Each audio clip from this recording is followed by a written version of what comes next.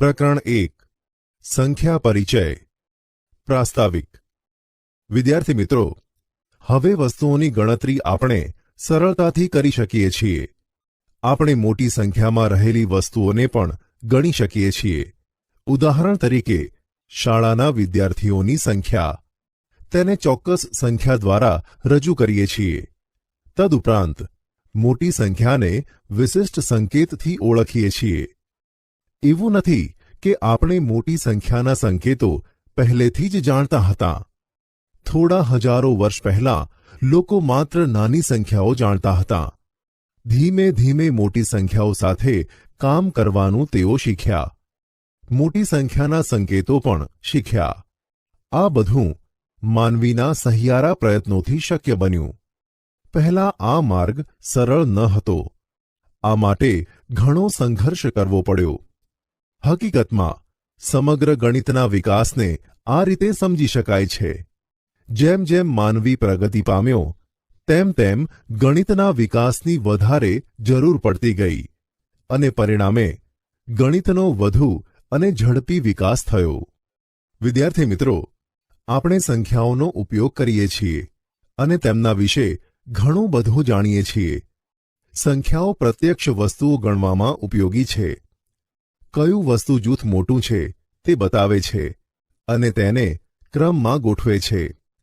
ઉદાહરણ તરીકે પ્રથમ, દ્વિતીય વગેરે. સંખ્યાઓ જુદા જુદા સંદર્ભોમાં અને ઘણી રીતે ઉપયોગમાં લેવામાં આવે છે.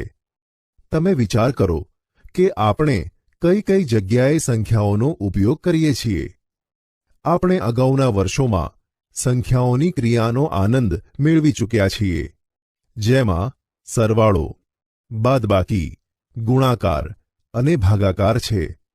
વળી સંખ્યાઓની શ્રેણીઓના સ્વરૂપ અને તેની ઘણી રસપ્રદ બાબતો જાણીએ છીએ. આ પ્રકરણમાં આપણે થોડી સમીક્ષા અને પુનરાવર્તન સાથે આગળ વધીશું.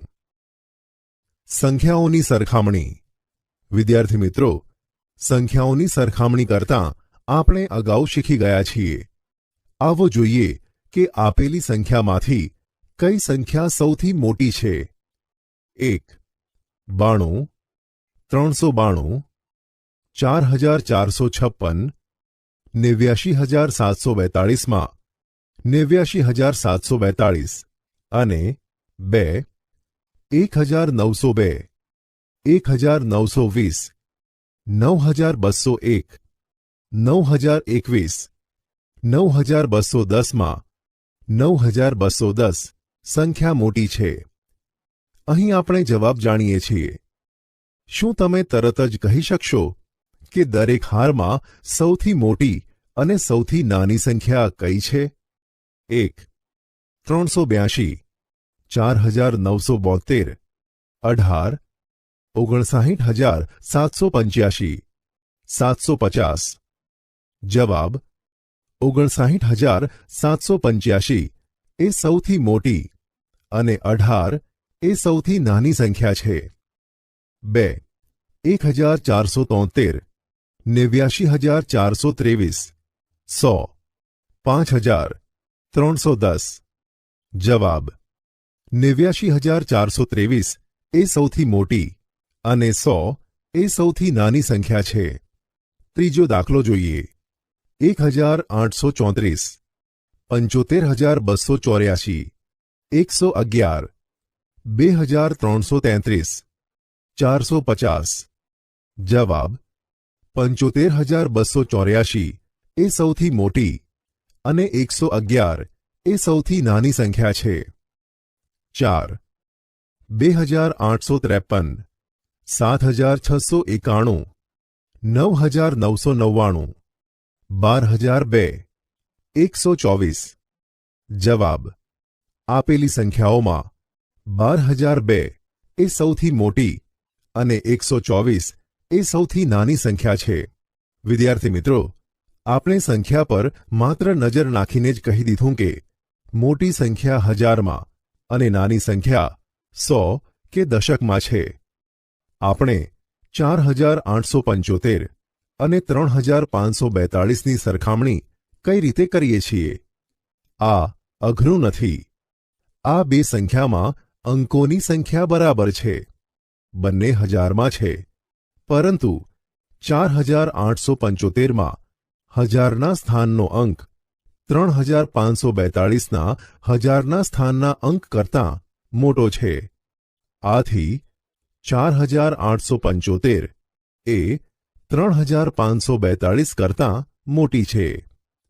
હવે બતાવો કે 4875 અને 4542માં મોટી સંખ્યા કઈ છે? અહીં બંને સંખ્યામાં અંકોની સંખ્યા સમાન છે અને હજારના સ્થાનનો અંક પણ સરખો છે. હવે શું કરીશું? વિદ્યાર્થી મિત્રો, આપણે તેના પછીના અંકને જોઈશું. 4875માં 100ના સ્થાન પરનો અંક 8 એ 4542માં 100ના સ્થાનના અંક 5 કરતાં મોટો છે. તેથી 4875 એ 4542 કરતાં મોટી છે. વિદ્યાર્થી મિત્રો, જો 100ના સ્થાનના અંકો પણ સમાન હોય તો શું કરવું? 4875 અને 4879ની સરખામણી કરો. અહીં બંને સંખ્યામાં અંકોની સંખ્યા સમાન છે અને હજારના સ્થાનનો અંક પણ સરખો છે. હવે શું કરીશું? આપણે તેના પછીના અંકને જોઈશું. 4875માં 100ના સ્થાન પરનો અંક 8 એ 4879માં 100ના સ્થાનના અંક 8 પણ સરખો છે. હવે આપણે તેના પછીના અંકને જોઈશું. 4875માં દશકના સ્થાન પરનો અંક 7 એ 4879માં દશકના સ્થાનના અંક 7 પણ સરખો છે. 4875માં એકમના સ્થાન પરનો અંક 5 કરતાં 4879માં એકમના સ્થાનના અંક 9 મોટો છે. તેથી 4875 કરતાં 4879 મોટી છે. યોગ્ય ક્રમમાં ગોઠવો. વિદ્યાર્થી મિત્રો, અહીં રામહરિની ઊંચાઈ 160 સેન્ટીમીટર, ડોલીની ઊંચાઈ 154 સેન્ટીમીટર, મોહનની ઊંચાઈ 158 સેન્ટીમીટર અને શશીની ઊંચાઈ 159 સેન્ટીમીટર છે. 1. સૌથી ઊંચું કોણ છે? રામહરી 160 સેન્ટીમીટર. 2. સૌથી નીચું કોણ છે? ડોલી 154 સેન્ટીમીટર. એ. તમે તેમને ક્રમિક વધતી ઊંચાઈમાં ગોઠવી શકો છો. Dolly 154 centimetre, Mohan 158 centimetre, Shashi 159 centimetre, Ramhari 160 centimetre. B. તમે તેમને ક્રમિક ઘટતી ઊંચાઈમાં ગોઠવી શકો છો. Ramhari 160 centimetre, Shashi 159 centimetre, Mohan 158 centimetre, Dolly 154 centimetre. Sohan અને રીટા કબાટ ખરીદવા ગયા. ત્યાં દરેક કબાટ પર તેની કિંમતની કાપલી લગાવેલી છે. એ. તમે કિંમતને વધતા ક્રમમાં ગોઠવી શકો છો. બી. તમે કિંમતને ઘટતા ક્રમમાં ગોઠવી શકો છો. ચડતો ક્રમ.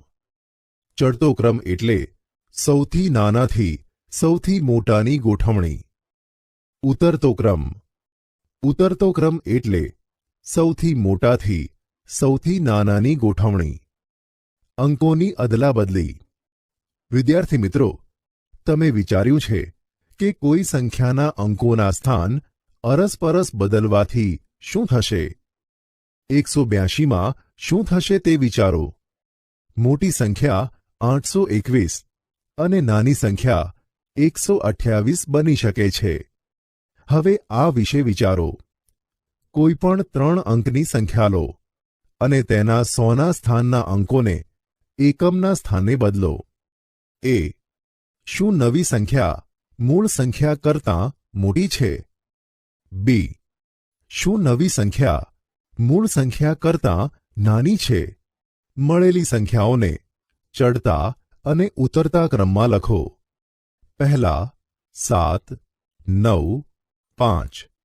પહેલા અને ત્રીજા અંકની અદલાબદલી કર્યા પછી 5, 9, 7.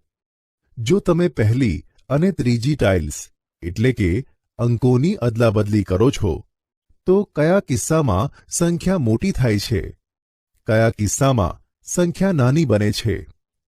એકમનો આંક 100ના આંક કરતાં મોટો હશે તો આ કિસ્સામાં સંખ્યા મોટી થશે.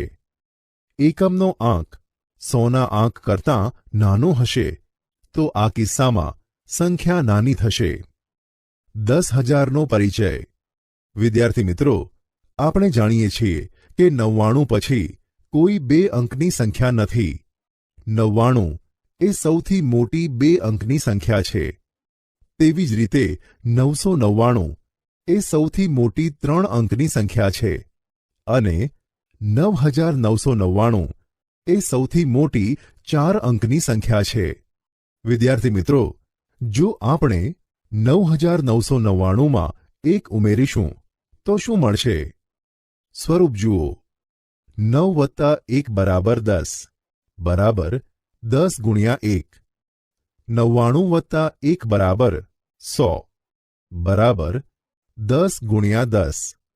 999 + 1 બરાબર 1000 બરાબર 10 ગુણ્યા 100. વિદ્યાર્થી મિત્રો, આપણે જાણીએ છીએ કે 1 અંકની સૌથી મોટી સંખ્યા વત્તા 1 બરાબર 2 અંકની સૌથી નાની સંખ્યા.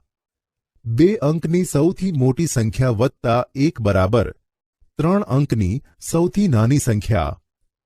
3 અંકની સૌથી મોટી સંખ્યા વત્તા 1 બરાબર 4 અંકની સૌથી નાની સંખ્યા. પછી આપણે અપેક્ષા રાખીએ છીએ કે 4 અંકની સૌથી મોટી સંખ્યામાં 1 ઉમેરવાથી 5 અંકની સૌથી નાની સંખ્યા મળે છે, જે 9,999 વત્તા 1 બરાબર 10,000 છે. 9,999 પછી તરત જ આવતી નવી સંખ્યા 10,000 છે. તેને 10,000 કહેવામાં આવે છે. વધુમાં 10,000 બરાબર 10 ગુણ્યા 1,000.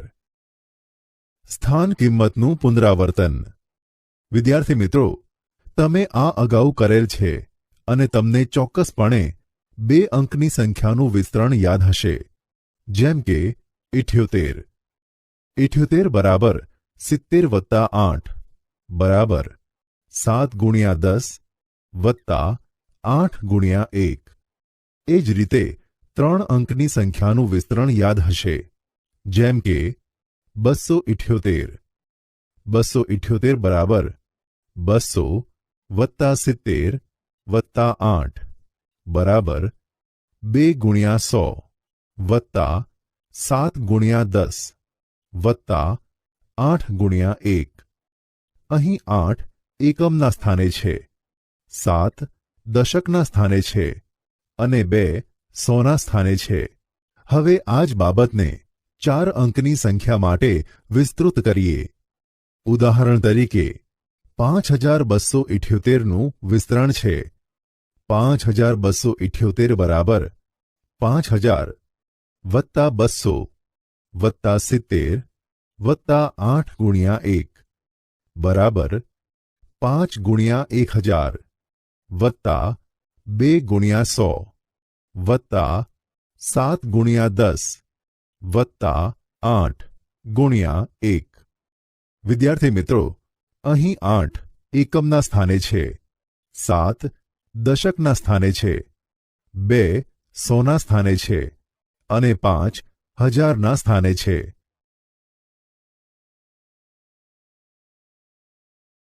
એક લાખનો પરિચય.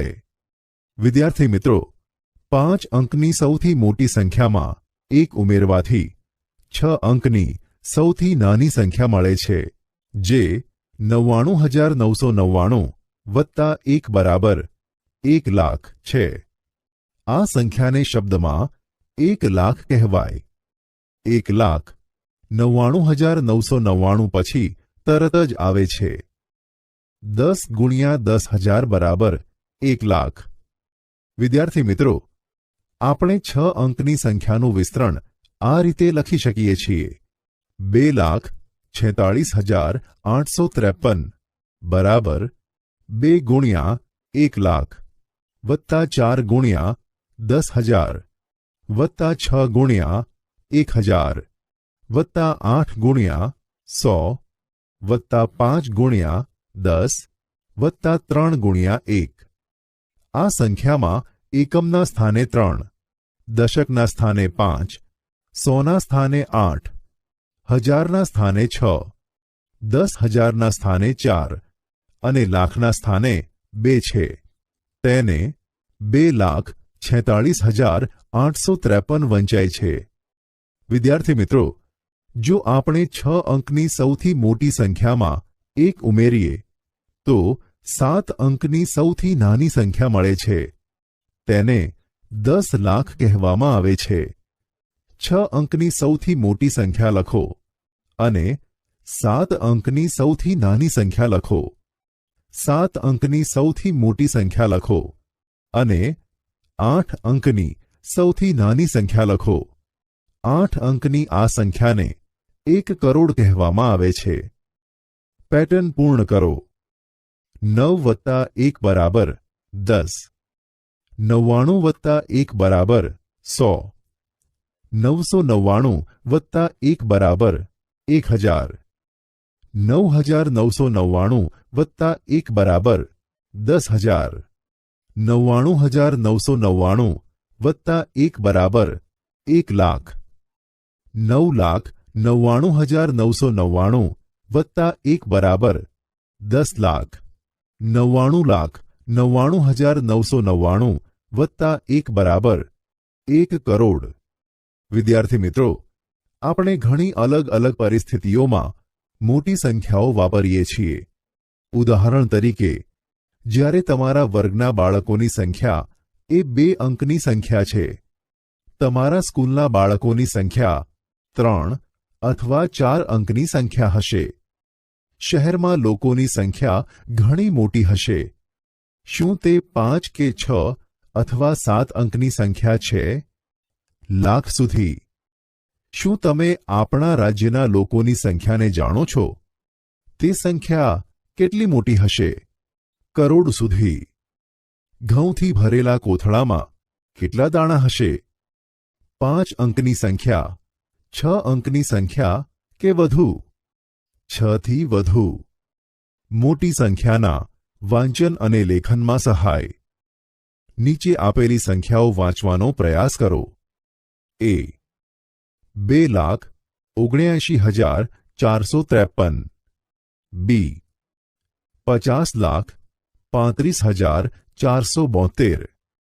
C 15,27,375. D 4,03,50,894. વિદ્યાર્થી મિત્રો, શું તમને તકલીફ પડી? સ્વરૂપને સમજવામાં શું તકલીફ પડી? વિદ્યાર્થી મિત્રો, કેટલીકવાર મોટી સંખ્યાને વાંચવા અને લખવા માટે સંકેતો ઉપયોગી છે. સવિતા સંકેતો વાપરે છે, જે તેને મોટી સંખ્યા વાંચવા અને લખવા માટે મદદ કરે છે. તેના સૂચક અંકો સંખ્યાના વિસ્તરણને લખવા માટે ઉપયોગી છે. દાખલા તરીકે, 257માં એકમના સ્થાને 7, દશકના સ્થાને 5 અને 100ના સ્થાને 2 અંકોને મૂકે છે. 100, દશક, એકમ. 2, 5, 7. વિસ્તરણ 2 ગુણ્યા 100 વત્તા 5 ગુણ્યા 10 વત્તા 7 ગુણ્યા 1. તેવી જ રીતે 2,902 માટે હજારના સ્થાને 2, 100ના સ્થાને 9, દશકના સ્થાને 0, એકમના સ્થાને 2. વિસ્તરણ 2 ગુણ્યા 1000 વત્તા 9 ગુણ્યા 100 વત્તા 0 ગુણ્યા 10 વત્તા 2 ગુણ્યા 1.